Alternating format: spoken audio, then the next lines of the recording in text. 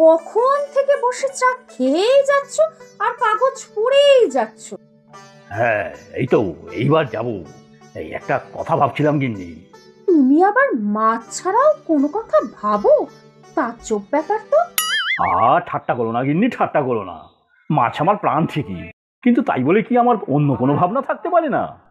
কি জানি বাপু, যার ধ্যান জ্ঞান মাছ, তার আবার অন্য কি ভাবনা থাকে। যাই হোক, শুনি তুমি কি ভাবছো।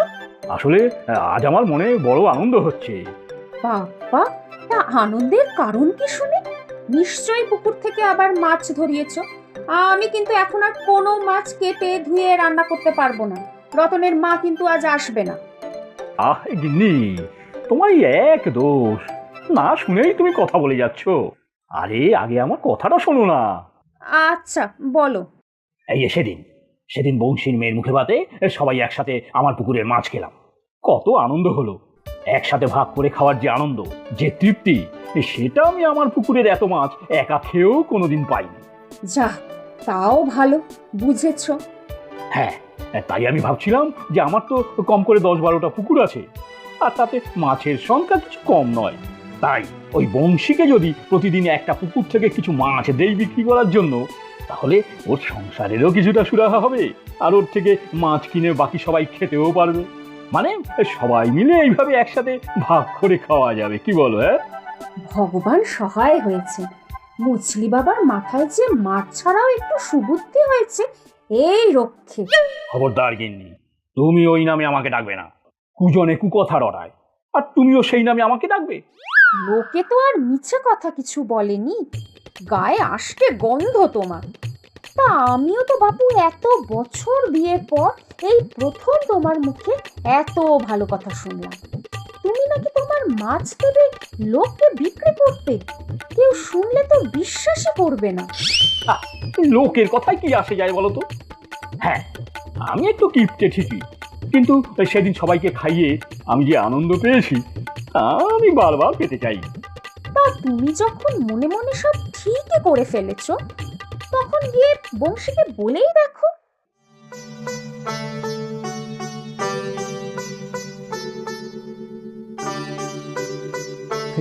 সন্তোষবাবু, আপনি এসেছেন, কি সৌভাগ্য আমার। আসুন আসুন, বসুন। আহা, এত ব্যস্ত হয়েও না তুমি, তোমার সাথে একটু দরকারি কথা বলতে আসা। আগে কিছু কি হয়েছে? না না, সেরকম কিছুই হয়নি। আমি তোমার কাছে একটা প্রস্তাব নিয়ে এসেছি। প্রস্তাব? দেখো, সেদিন তোমার মেয়ের মুখে ভাতে আমরা কি আনন্দটাই না করলাম। সবাইকে খাইয়ে যে কি সুখ, কি তৃপ্তি, তা আমি সেদিন বুঝেছি। তাই আমি চাই তুমি আমার পুকুর থেকে মাছ নিয়ে বিক্রি করো, তাতে তোমারও লাভ, আর আমার পুকুরের মাছও মানুষজন খেতে পারবে। কেমন? কিন্তু সে কি করে হয়?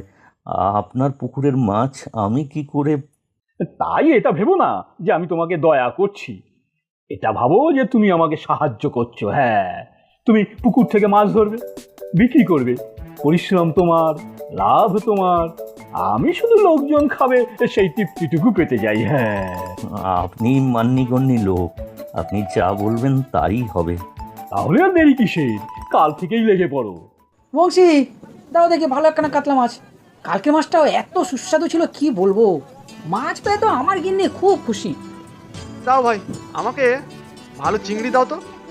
আজ আবার আমার মেয়ে জামাই আসবে, ভালো চিংড়ি ছাড়া আমার জামাই আবার খেতেই পারে না। দুদিনে সেই খদ্দেরের ভিড় লেগে গেছে। আমরাও তো বাপু ভালো মাছে বিক্রি করি, বংশীর মাছে যে কি আছে কে জানে। এই যে ও দাদা, ও দাদা, এই মাছটা দেখুন, খুব ভালো, দেবো? না বাপু, তোমার মাছ ভালো না। সেদিন তুমি ভালো বলে গছালে, তারপর বাড়ি নিয়ে গিয়ে বুঝলাম মাছটা অনেক দিনের বাসি। বংশীর মাছ একদম টাটকা, আমি ওর থেকেই মাছ নেব। এই এই বংশী, বলি তোর ব্যাপারটা কি রে? আমি কবে থেকে এই বাজারে মাছ বিক্রি করছি, আর তুই দুদিনের হনু নিজেকে কি ভেবেছিস? হ্যাঁ, আমার ব্যবসা মারবি? কিন্তু কালুদা, আমি তো কিছুই করিনি। কিছুই করিনি মানে? এই যে হঠাৎ করে এসে মাছ বিক্রি করছিস, এটা কিছু না? আসলে সন্তোষবাবু আমাকে দিয়েছেন তার পুকুরের মাছ বিক্রি করার জন্য। ওনার মাছেদের উনি খুব যত্ন করেন। তাই ওনার মাছ খেতে ভালো ও টাটকা। থাক থাক, ওই মাছলি বাবার নাম আর করতে হবে না। চিটকে পুরো একটা। কতবার আমি বলেছিলাম যে আমাকে আপনার পুকুর থেকে একটু মাছ ধরতে দিন, কিন্তু কিছুতেই দিল না। কত অপমান করলো। তো তোর প্রতি ওই মছলি বাবার এত দরদ কেন? কালুদা, তুমি ভুল ভাবছো। সন্তোষবাবু ভালো মানুষ, উনি মাছেদের খুব ভালোবাসেন, আর উনি চান সবাইকে খেয়ে খাইয়ে তৃপ্তি পেতে। আর আমি আমার ব্যবসা মন দিয়ে করছি, তুমিও তোমারটা মন দিয়ে করো। আমার তোর জ্ঞানের কোনো দরকার নেই। উড়ে এসে দূরে বসে আমার ব্যবসা বন্ধ করার তাও। সকাল থেকে একটা খুঁজতে পর্যন্ত এলো না, আর তোর সব মাছ বিক্রি হয়ে গেল। আমিও দেখবো তুই কি করে ব্যবসা করিস।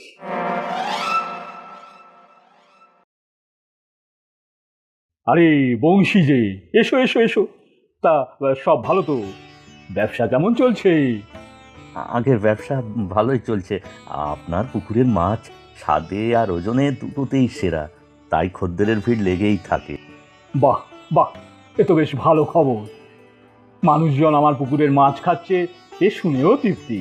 কিন্তু এক বিপদ আছে। আবার কোন বিপদ হে? আগে ওই বাজারের পুরনো মাছওয়ালা কালু আমাকে শাসিয়েছে। আপনার পুকুরের মাছ খেয়ে খদ্দেররা আর ওর থেকে বাসি মাছ কেনে না, তাই ওর খুব রাগ। বলেছে আমাকে দেখে নেবে, যদি কোনো ক্ষতি করে। না না বংশী, তুমি চিন্তা করো না, এ কিছুই হবে না। তুমি নিশ্চিন্তে থাকো, পুকুরে ভালো শোল মাছের চারা ছেড়েছি, বুঝলে? এই কদিন বাদে ভালো বড় মাছ হবে। কিন্তু সন্তোষবাবু, ওই কালুর ব্যবহার আমার ভালো লাগছে না। আমি বাজারে গিয়ে বসলেই কিরকম খুনে চোখে তাকায়। তুমি চিন্তা করো না বংশী, বাড়ি যাও। আচ্ছা, আমি না হয় একটু নজর রাখবো কালুর উপর। জেঠু, শিগগিরই পুকুরের পাড়ে চলো, সর্বনাশ হয়ে গেছে। কেন, কি হলো আবার? পুকুরের সব মাছ মরে ভেসে উঠেছে। তুমি চলো শিগগিরই, বংশী কাকা তোমাকে খবর দিতে বললো।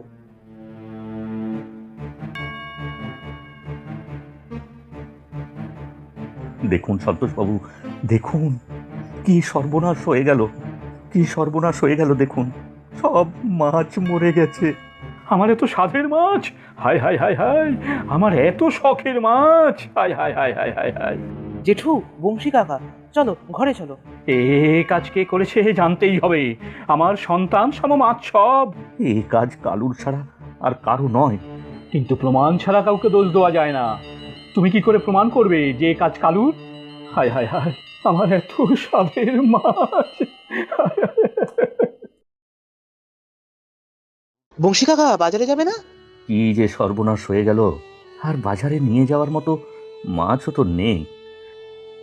দু একটা যা পড়ে আছে তাও বাসি, কিছুই ভালো লাগছে না। সন্তোষবাবুর কি খবর? জেঠু শোকে দুঃখে বিছানা নিয়েছে। জেঠিমা বলছে কাল থেকে জেঠু দাঁতে কিছুই কাটেনি। হ্যাঁ, সেটাই স্বাভাবিক। ওনার প্রাণাধিক প্রিয় ছিল ওনার মাছ, আর তাদের এরকম পরিণতি। বংশী কাকা, তুমি কি নিশ্চিন্ত যে কালুরই কাজ? তাছাড়া আর কার হবে?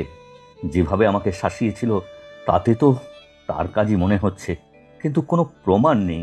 চলো কাকা, বাজারে চলো, ওখানে গিয়ে কালুর ওপরে একটু নজর রাখা দরকার।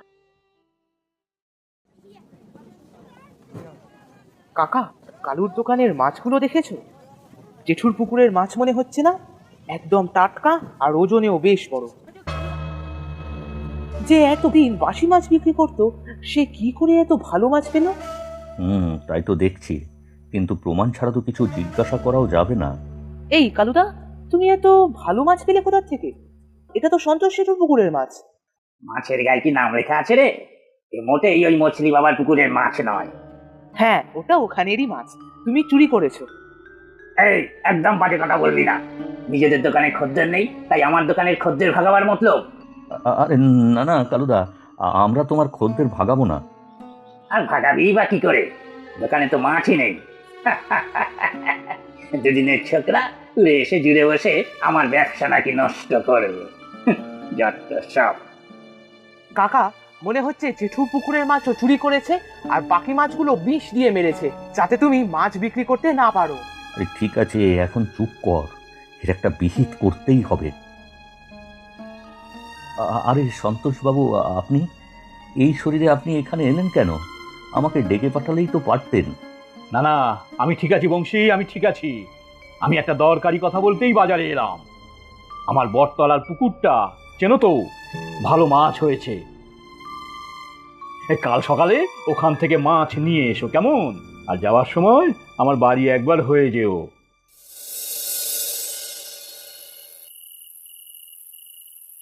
কাল সকালে বংশী এসে দেখবে আবার পুকুরে সব মাছ মরে গেছে।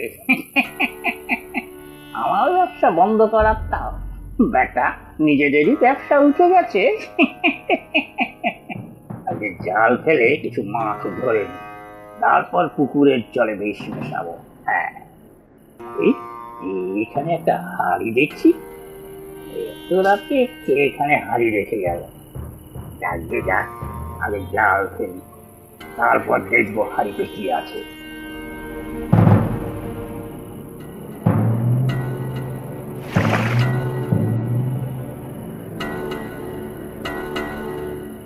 কিসের শব্দ হচ্ছে হাড়িটার ভেতর থেকে? কিরকম ফস ফস মতো। হাত দিয়ে দেখি।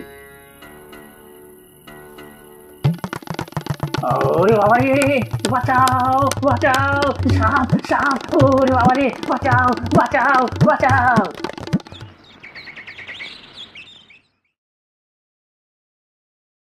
কি কালু, কি খবর? আমার পুকুর পাড়ে কি করছো? আগে আমি মানে এদিক দিয়ে যাচ্ছিলাম, তাই। ও, তা খুব ঘুম পেয়ে গেছিল, তাই বুঝি রাস্তায় শুয়ে ঘুমোচ্ছিলে? না না, ঘুমাচ্ছিলাম না। কাল রাতে একটা সাপ আমার হাতে উঠে পড়েছিল।